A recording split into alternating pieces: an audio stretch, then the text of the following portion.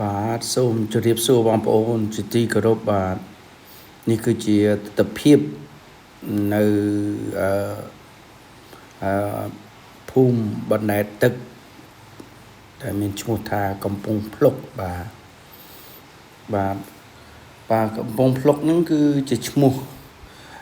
សហគមន៍មួយបាទដែលស្ថិតនៅបឹងទន្លេសាបបាទនៅជាក្រុង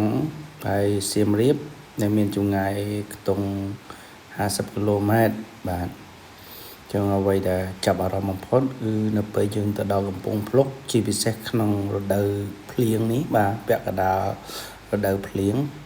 បាទទាំងទេសភាពនៅកំពង់ភ្លុកពិតជាអស្ចារ្យហើយស្អាតមែនតើបងប្អូនបាទចឹងបងប្អូនទស្សនាវីដេអូនេះគឺដឹងស្រាប់ហើយបាទចឹងទឹកក៏ស្អាតហើយទេសភាពមើលទៅស្អាតមែនតើបាទយើងឃើញផ្ទះបាទទឹកនេះគឺមិនទាន់តែ maximum មិនទាន់ច្រើននៅឡើយទេណាបងប្អូនចឹងនៅខែ10បាទចឹងនៅកម្ពស់ទឹកអាច1ម៉ែត្រទៀតបាទបានទឹកនឹងអាចឡើងខ្ពស់បំផុតនៅ1ម៉ែត្រទៀតណាបងប្អូនបាទចឹងយើងមើលទេសភាពទៅឃើញ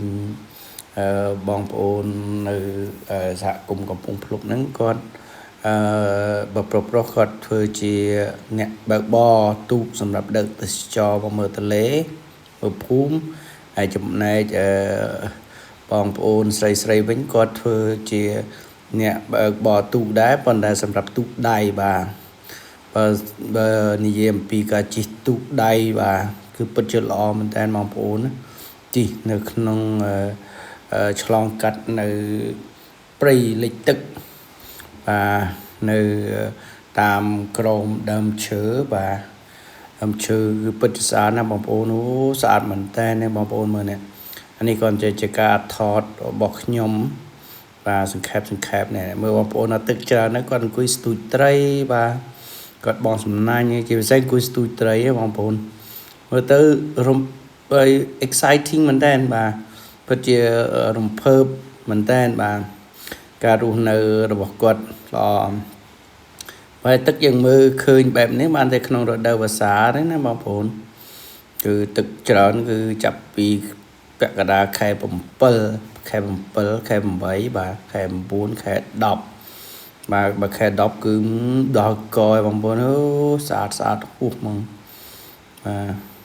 នេះបងប្អូននេះទូកខ្ញុំនាំភ្ញៀវទៅដែរបើខ្ញុំបានថតភ្ញៀវទេបាទថតតែទេសភាពបាទជូនបងប្អូនបាទកាប់ភ្ញៀវហើយយើងកន្លែងនេះយឺតដោយសារតែមានទូកធំមួយគាត់ប្រហែលជាភ្ញៀវយកគាត់ចុះមើលភូមិអ្នកស្រុកហើយមើលវត្តអញ្ចឹងទៅយើងសំកាំងចាំទូកនឹងបត់ក្បាលរួចបានយើងអាចទៅបានតែបងប្អូនមើលស្អាតណាស់បងប្អូនបាទអញ្ចឹងភូមិនេះក៏ឲ្យឈ្មោះថាកំពង់ភ្លុកគាត់មានអគ្គិសនីប្រើព្រោះនៅសហគមន៍នេះគឺផ្ទះគឺយើងសង់ខ្ពស់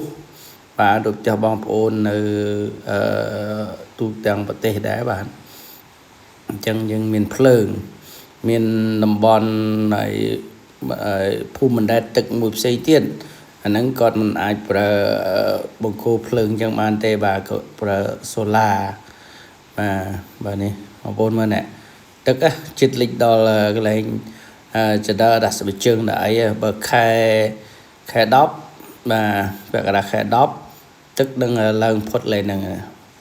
បាទបងប្អូនឃើញខ្ជូតអរគុណច្រើនបងប្អូនដែលបានទស្សនាអរគុណច្រើនបាទបាយសុខភាពល្អ